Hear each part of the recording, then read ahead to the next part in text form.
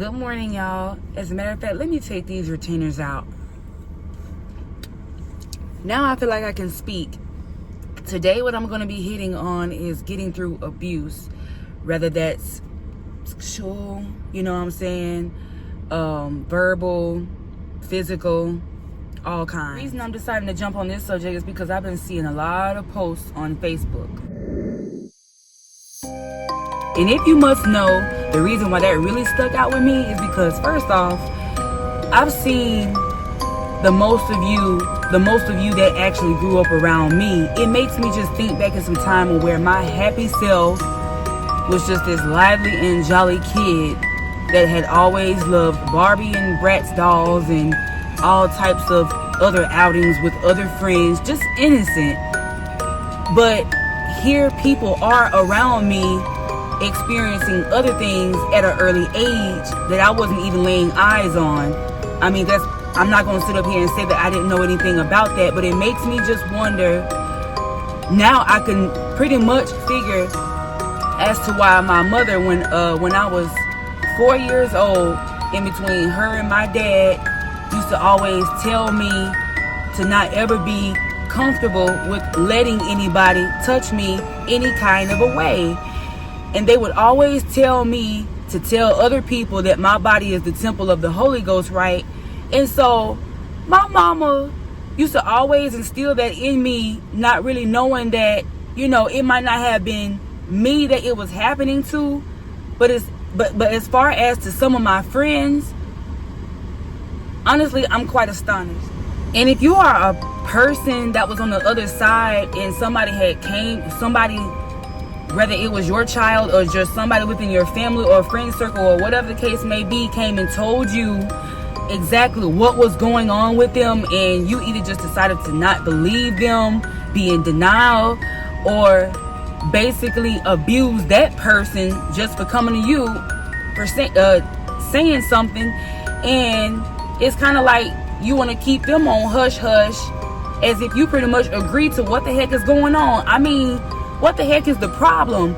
And that's where and why I find a lot of reason for a lot of y'all to go and be seen by a therapist, psychiatrist, some type of counselor, whatever the heck, because like that's beyond sick. Every last one of us have problems, yeah, but at this rate, I feel like a person could pretty much be like a running car. You get what I'm saying? The more and more that you allow a whatever body part on your automobile to go to just sit up and just, whether it's sitting up or you're riding on it knowing that it has certain issues and never tend to it, it'll eventually break down, right? That's how I feel like the most of us can be mentally. You can just keep on going and going out through life, you know, acting like something that happened to you years ago don't still bother you. I know that something still bothers me, and it's not even necessarily the same picture frame that y'all got around y'all life. You get what I'm saying? I was once in an abusive relationship, and even though abuse happened to me at a very much later time in my life, more so the beginning of my adulthood, I knew that there was one guy, which is a whole nother story time, and I may just tell that for a whole nother time, but yeah, I was most definitely in one of those type of Ike and Tina relationships. Know that god darn well that I ain't had no business being there. And does that still get to me? Heck yeah, it does. It makes me angry at the simple fact of knowing that, first of all, I knew better than to be sitting up there allowing myself to go through that, knowing that, you know, whose I am and what I am should be recognized, and there's no way that I should be allowing some dude to sit up here in his adolescent fits all because he doesn't get his freaking way. And that's another thing that I'm going to hit on, like I said, for a whole nother video. Pause. Just realize, pause in thinking for right now. Do any of you feel like it's straight to keep on going throughout life, never figuring out what has you so angry, so balled up, so shying away from the world? You know, there's a reason for the way that you are. And don't sit up here and act like what you went through in your childhood, oh, it was just a phase. It was just possibly a quick, you know, mishap. No, Because anytime that something disrupts your peace in your thinking process on anything, baby girl and my guy, you should go and check up on yourself. Be nice to yourself. Go get that help that you need. Go get some help. Go get some help. Go get some help. This is to any of y'all, whether you are a male or female. Don't sit up here and act like what you are harvesting, the unforgiveness that you are harvesting, the thoughts that you are harvesting, everything that is pretty much still in the mixing pot with you. And you know that there are some thoughts that are still there that don't need to be. And it sometimes even makes you kind of, drift off a little bit and just begin to think like, did that really happen? You begin to like somewhat question yourself. Is there something wrong with me? Talk to somebody. You'll probably feel better. And then some of y'all know y'all need to cry. You need to cry, dude. And you need to cry, girl. Like, are you serious? Nothing like that would ever be okay with me, knowing that something like that has happened to me.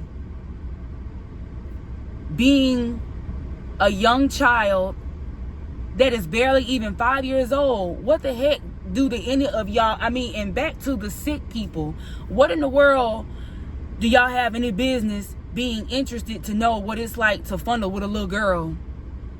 I can only imagine the trauma some of y'all have felt on the inside, and then some of you on the other side knowing that the mess is wrong and you tend to do it anyway, just figuring that, oh, I can just give that person $1 or a piece of candy to bypass what just happened. That's never all right, because what you fail to realize, you are damaging and poisoning and putting your demons into a whole innocent soul.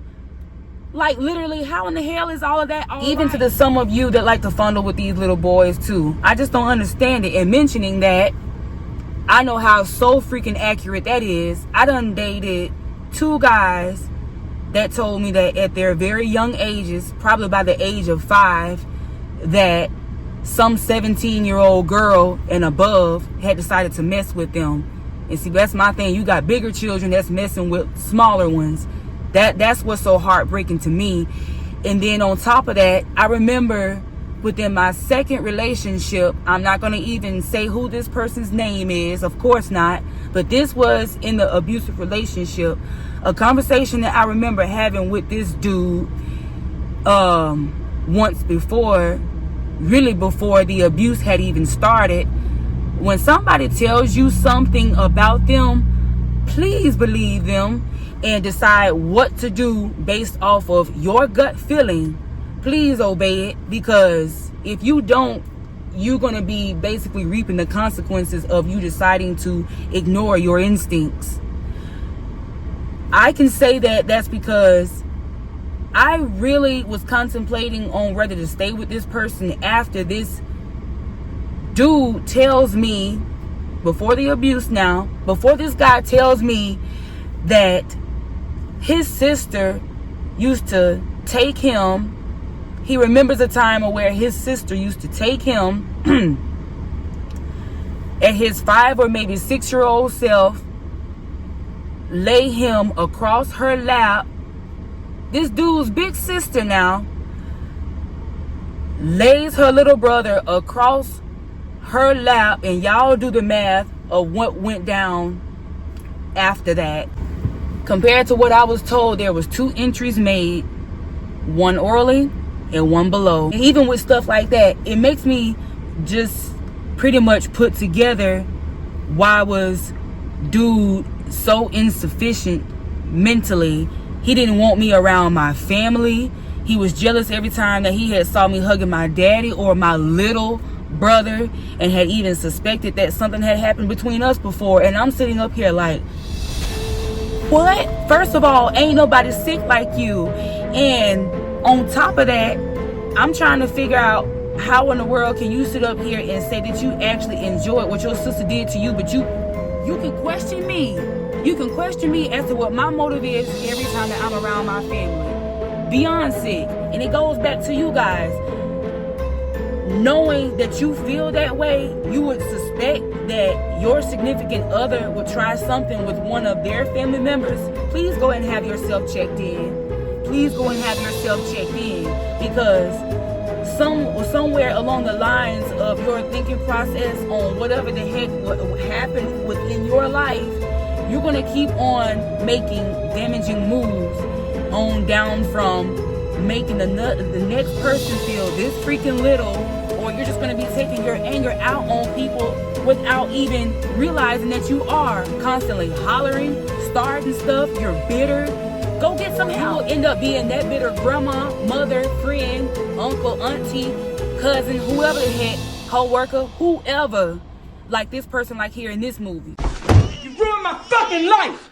You done took my man, you had those fucking babies, and you got me put off the welfare from running your goddamn stupid ass mouth. I ain't stupid. Now I ain't take your man. Your husband raped me. Didn't no fucking body rape you. Bitch, don't you put your fucking hands on me. Putting up with that type of hatred right within your own household, y'all. To some of you who have actually seen that movie, you can relate. But who in the world actually stands aside and just allow their boyfriend, husband, whoever the heck it is, to violate the person that you brought into this world, like the person that you birthed, but instead of confronting the man on how you feel, on how he make you feel on the inside, you take all that anger and frustration out on the daughter.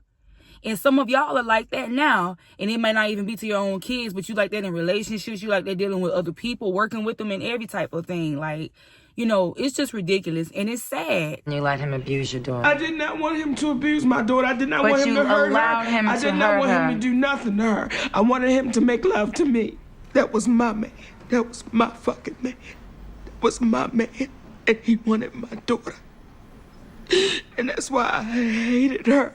Because my man, who was supposed to be loving me, who was supposed to be making love to me, was fucking my baby. And she made him leave. She made him go away. Then just like what I was telling y'all about earlier, with the whole incest thing, don't y'all remember that part in the movie of Precious of where apparently it shows a scene of where Miss Mary is, you know, she's in the mood, she's feeling frisky, and Precious, while she's sitting up there going like, you know, Mom, I'm hungry, but all of a sudden the mother can bust out and be like, come take care of Mommy Precious. I promise y'all, when I first saw that movie, I'm not gonna say that it more so went over my head, but I didn't want to believe what I felt like what she was talking about. What I had digged out what the heck, just exactly what she was talking about. And when I watched the movie again, when it had came out, and as I had begun to even watch it again and again, and I was like, you know, I could just sense how uncomfortable that had probably made her. And once again, I feel like that some of that has happened to you guys, to some of you anyway. What's really sad out of all is that you end up growing to resent and hate your seed. That's a terrible disconnection, quite honestly, within the first human book ever written, honestly. I mean, I don't see it. I don't see it. And maybe I don't have the heart to be this type of a person, but there's no way that I'm fixing to sit up here and let an outside human being come in between the bond that I have with my child. I mean, and some of that right there actually bothers me with the some of you. I'm talking about the people now back on the other side, to the sick people that actually feels like it's no pressure and no problem to dismiss all of their demons out on another person. Don't see no type of a wrong with taking their anger out, and every type of issue that they have bundled up on the inside, you take it out on the next person. How in the world do you live with yourself? All right, y'all, get in here. It's story time. Somebody had wrote in, and the person had told me to introduce herself in the story for the sake of the video. Her name is Nita. So this is Nita's story. Hello, my name is Nita, born in 92. I am a Capricorn, born and raised in Chicago, Illinois. I am a half black and Puerto Rican queen, and I am a fantastic mother of 2 boys. I wrote in to you because I love how versatile you are with your content, and I know my story will help someone else. That says a lot. I was 8 years old when I had my first encounter with SA. My mother and biological father split at age 5. Life seemed gravy in my beginning years, but things seemed to make a turn for the worse when my parents went their separate ways. I barely saw my father after the breakup. Close to age 7, my mother so-called found love again. Notice she said so-called. For the sake of this story, we're going to name my mom's boyfriend Lucas. I first met Lucas when my mother and I went to this Mexican restaurant. All I remember is this man with a big smile came in the restaurant and joined us for dinner. My mom introduced us to each other. I sat quiet majority of the time. My mother and her boyfriend talked and laughed. I didn't know how long about those two communicated anyway. I liked Lucas when he first came in our lives, and I thought that this was my mother's shining armor. He took care of me and my mother. He had life so good to the point he told my mother to quit her job and asked her to marry him. Again, life was great. Then boom, here comes a storm that'll never leave my memory. My mother and Lucas got married. From the time we moved in with my mother's new man, we found out who the real Lucas was after about 8 months of staying with him. This man stayed getting high off of the harder stuff, stayed loving to consume alcohol, and whenever he didn't have it, he really acted in SSA. When he'd be under the influence, I knew we were in for some BS when he started abusing my mother. He never put his hands on me, however, he hurt me in a way one day that would crush the mindset of any innocent child. I got home from school one day. My aunt had dropped me off at home. As soon as I keyed in, I saw my stepfather stretched out on the couch, drunk apparently. I don't know where my mother was. I walked to my room with an all of a sudden uneasy feeling. So I locked the door, and I wasn't going to come out till my mother got home. Yes, based off of how I witnessed my mom being beaten, I started fearing Lucas. After laying around in my room for a while, I drifted off to sleep only to wake up with noticing that my door had been broken into. Then the scary part is, I looked up to my left and saw Lucas with a sinister smile on his face. All I know is I had to be sleeping awfully hard for me to not hear anybody toying with my door. Soon as I was about to scream, he covers my mouth, telling me we were about to play a game. He places me in his lap while my body is shivering in fear, and he tells me to close my eyes while he takes off my clothes.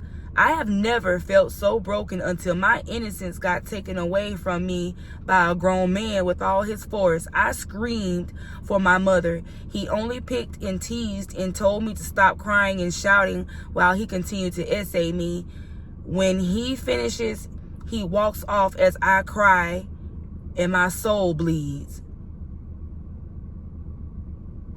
When my mother finally got home and I told her what happened, she only slapped me and told me to stop lying on her man and that I just wanted some attention. Now that I'm beginning to feel abandoned by my mother, it caused me to act out. My grades dropped and I started getting in a lot of trouble, because wouldn't you believe I suffered abuse from my mother from that time till I was 11? The day that Lucas did what he did to me, I only saw him the next day arguing with my mom. And the next thing I know, we were being forced to leave his house in haste, and I never saw him again. My mother and I moved in with my grandma, and my grandmother noticed that I always appeared angry, and one day she asked what was the cause of my personality. I told her what happened.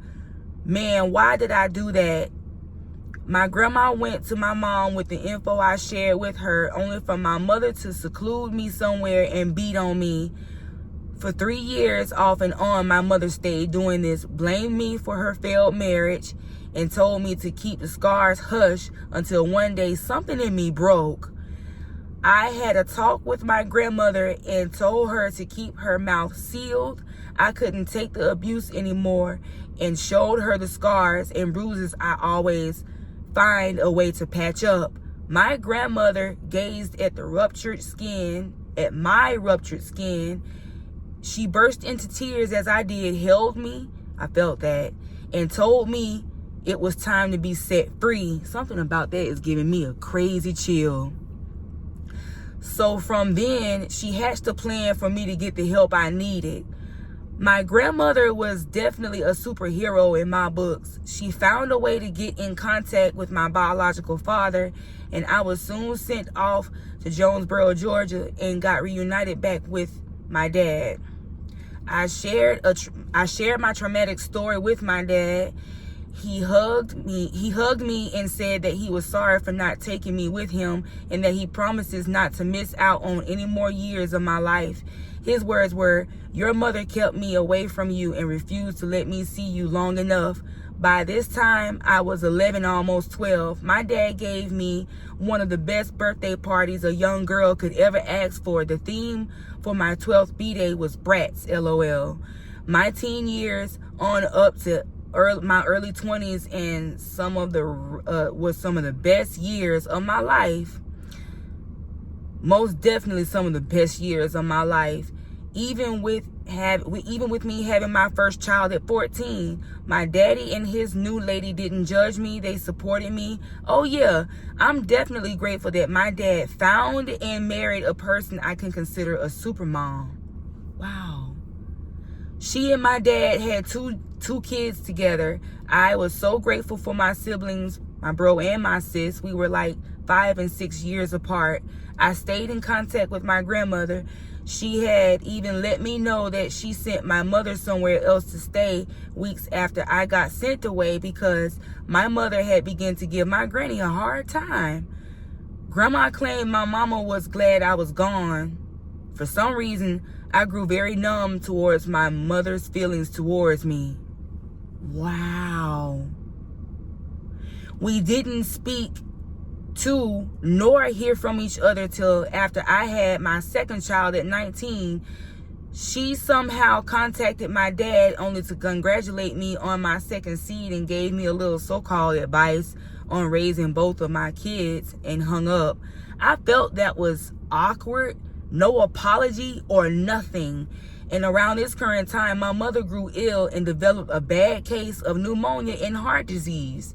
Sad to say, but I felt no sympathy for her. I can't believe my mother never came to me and never asked for forgiveness, and how she has thrown me to the dogs mentally. Unfortunately, she passed without us making any real amends and having a real conversation. To this day, I am a happy and successful wife and great mother of 2. Yes, the father of my 2 is still in my life, and he's my husband, thank goodness.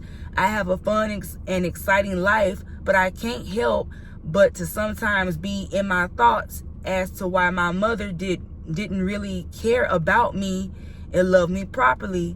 And it aches me to know she never set things straight nor confessed that she believed me before she deceased. To this day, my past is a big reason I never lay a hand in an ugly way on my boys, and hopefully I someday give them a little sister. Yes, I'd love another baby. I want to have a little girl just to fill this void I have and treat her the way I wished my mother had treated me. Thank you for deciding to share my story amongst others. Okay, y'all, on the real, I'm gonna have to pause. To Nita, thank you so much for sharing your story and not being too afraid to come forward with what has happened to you. Thank you for your story. Honestly, it takes a lot of boldness to write into somebody's channel to share something, and that honestly means a lot to me. And y'all, If you are suffering, come forward. Do not keep it a secret. You don't have to necessarily share your information with the world, but at least talk to someone. Get the help that you need. Pray. Get saved. Ask God for some deliverance and some direction. And just go on from there. At least try. But don't waddle in this misery that'll only keep you from receiving your blessings and your healing. I mean, it's only unfair to you. And then plus, this forgiveness thing, as you have probably already heard, it's not just only for the other person. It's for you too. It's for you too. But y'all, that is all for now. And make sure y'all like, share, and subscribe. And y'all be blessed out there. And until next time, be safe.